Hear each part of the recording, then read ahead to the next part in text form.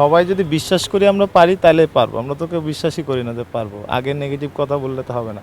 ওই টুর্নামেন্টের শুরুতেই আমি বলছিলাম যে আমরা যদি ৩ সাইডটাই ভালো করতে পারি আমরা জিততে পারবো যেকোনো টিমের ইসে।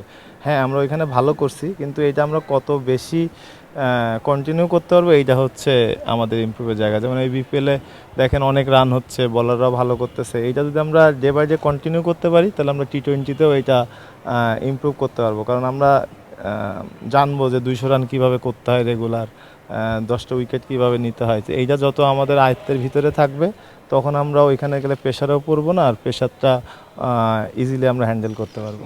আমি চেষ্টা করছি আমার দিকটা যতটুকু পারছি চেষ্টা করছি। আর ইমপ্রুভনেসের তো অভাব মানে নাই। সো আরও অনেক ইমপ্রুভ করার আছে, ডে বাই ডে আরও ইমপ্রুভ করতেও হবে।